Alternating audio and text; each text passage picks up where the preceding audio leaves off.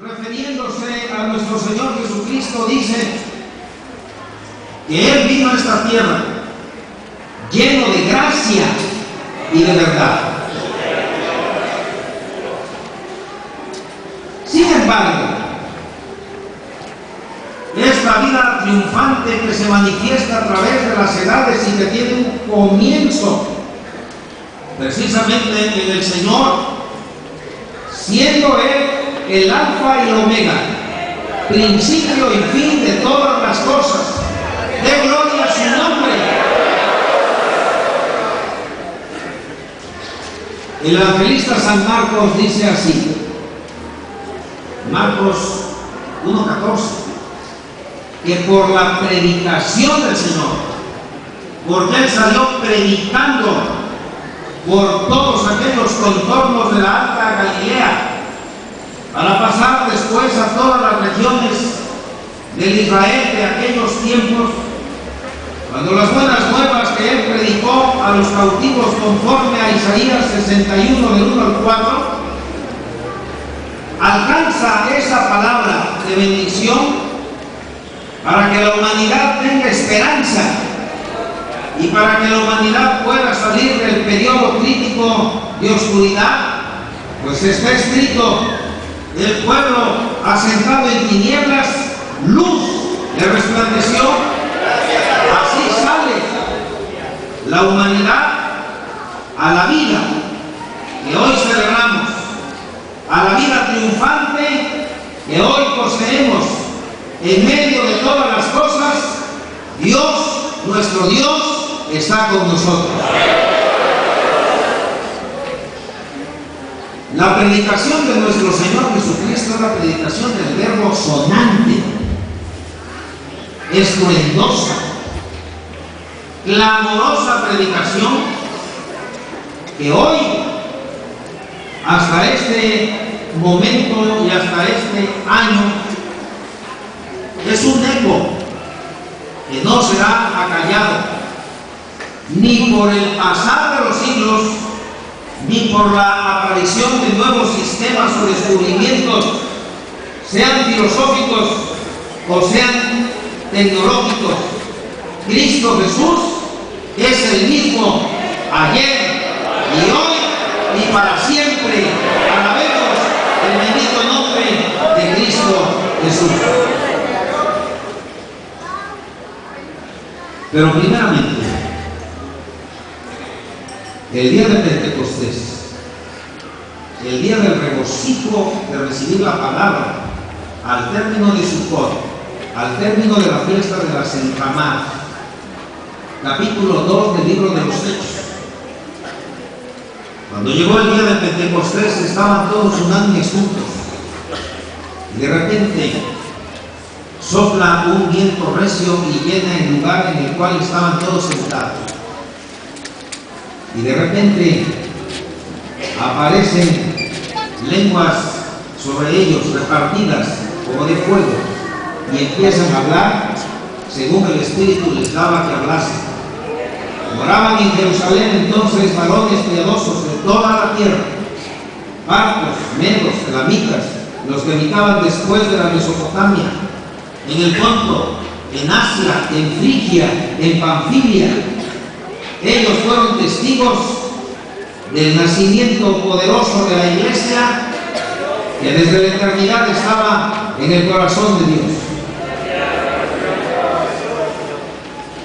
A partir de entonces, conforme a Mateo 16, en la declaración pedrina, cuando el Señor pregunta quién dicen los hombres que es el Hijo del Hombre, y cuando contestan conforme a la formación religiosa de su tiempo, Jeremías, alguno de los profetas, Pedro toma la palabra, no de él, porque el reconocimiento de nuestro Señor Jesucristo es: bienaventurado hijo Simón, hijo de Jonás, porque esto no te lo reveló carne ni sangre, sino mi Padre que está en los cielos.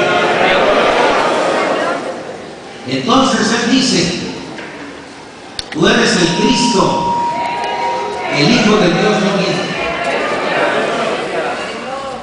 Lo que has dicho, dice el Señor, es tan grande como una roca. Tú eres Petrus, tú eres Petra, pero lo que has dicho es una roca, y sobre esta roca, dice el Señor, edificaré mi iglesia. Aleluya. Pero es en el día de Pentecostés,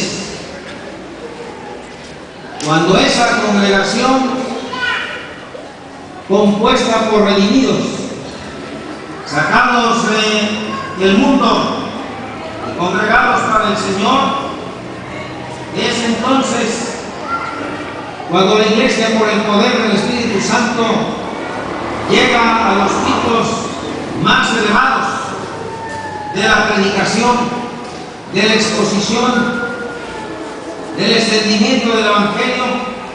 Y precisamente la predicación del apóstol Pedro, el pescador, y por medio también de la predicación de Juan, el evangelista, aunque les amenazaron, aunque los llevaron al Sanedrín, aunque los intimaron para guardar silencio, ellos proclamaron audazmente que el Verbo de Dios es Cristo, que el Mesías es Cristo, que el ungido es Cristo Jesús. Hoy sabemos, hermanos, y si usted no lo sabe, lo debe saber. Y a los que Dios aman todas las cosas, les ayudan a bien. La primera y grande persecución se desató en Jerusalén. La lucha fue ardua, pero allí se manifestó la vida triunfante en una gran victoria. ¿Cómo fue? Los creyentes fueron obligados a dejar sus casas. Los creyentes fueron obligados a dejar sus posesiones. Fueron echados de sus residencias, de sus propiedades. Pero no empezaron a lamentarse, no tuvieron en su corazón tiempo para pensarlo mucho. Tomaron sus cosas y llenos con el poder de Dios, a donde quiera que iban, ellos salieron a los caminos del mundo predicando que hay un Salvador, y este Salvador es Cristo Jesús. Primeramente llegaron a Samaria, después en Gaza, posteriormente en Asdod. Pasó después Cesarea, y de allí se proyectaron hasta Europa, y de Europa hasta lo último de la tierra, incluyendo nuestro querido México. Gloria al Señor. Hechos capítulo 8. Hago un paréntesis. En días pasados, en la ciudad de Estocolmo, en Suecia, el pastor de la iglesia Filadelfia se encontraba celebrando una convención con un tema parecido al que nos ocupa en este congreso. Y de pronto, movido por el Señor, al hablar de todo lo que la iglesia de Filadelfia en Estocolmo había hecho, preguntó: ¿y qué ha sido de la obra de nuestro Señor Jesucristo en todos los lugares a los cuales Él nos mandó en la década de los 30, en los 40? En aquella década bendita, y aún antes de esto, en una reunión de oración en los bosques de Estocolmo, estaban los hermanos de la iglesia Filadelfia orando, y una señorita empezó a hablar en lenguas, conforme a la palabra. 1 Corintios capítulos 12 y 14, buscaron interpretación de las lenguas, pero no tuvieron la respuesta en ese momento. Pero Dios ya les había enviado la respuesta. Resulta que un jardinero les dijo: eso que esta muchacha está hablando se llama español, es mi lengua nativa, y esta muchacha está hablando de México. ¿Y qué es México?, preguntaron. México es un país que está en guerra. Eran los tiempos de la revolución, eran los tiempos aquí de la patria que estaba en grandes problemas.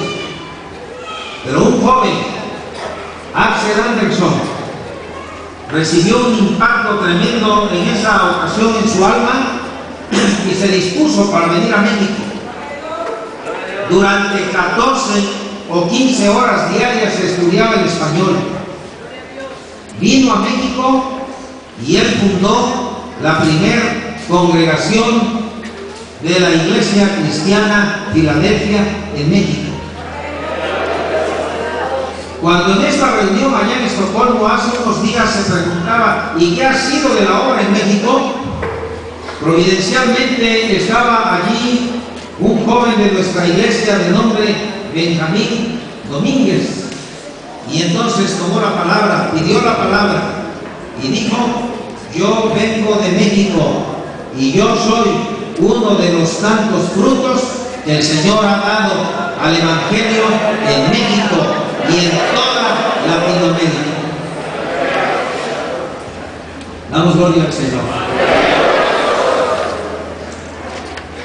Pero la acción triunfante, ese aroma precioso que sube ante la presencia del Señor, la acción triunfante de los primeros tiempos se da a través del exponente máximo de la acción evangelística, el apóstol de los gentiles, el apóstol Pablo. Este peregrino de mar y tierra conquistó por medio de la palabra. La palabra, no lo olvide, es Cristo. La palabra es el verbo de Dios, nuestro Mesías. Él, por medio de la palabra, conquistó los centros vitales del saber humano. Él llega a la cuna de la civilización en Atenas, capítulo 17 del libro de los Hechos. Aquellas tierras bañadas por el mar Mediterráneo, todas fueron inundadas con la palabra de verdad, con la palabra gloriosa. Casi el apóstol escribe todo el Nuevo Testamento, pero los fundamentos doctrinales y el testimonio de la palabra del Señor, aún en lugares que hoy día están desiertos, aún en esos sitios están los testimonios gloriosos de que en lugares como estos, Éfeso por ejemplo, fue predicado con poder el Evangelio de nuestro Señor Jesucristo. Alrededor del año 100 de la era cristiana, la vida triunfante de la iglesia se estableció en la mayor parte del Asia Menor, en las ciudades más importantes de aquel tiempo, como Antioquía, Éfeso y Alejandría. Estuvo presente de manera irrefutable el Evangelio de Jesucristo, conquistando corazones. Miles y miles de almas se entregaban a Cristo Jesús. A través del río Nilo, la palabra del Señor llegó a Arabia, alcanzó a Cartago. Cartago en el tiempo antiguo es una gran referencia del triunfo del Evangelio. Hoy día, esa parte norte del África, Marruecos, tristemente está bajo otra fe, están bajo otra creencia, pero esto es otro asunto. Todo el norte del África, en el año 100, todo lo que es España y lo que es Francia, entonces llamada la Galia, fueron ganados para Cristo Jesús. en Italia.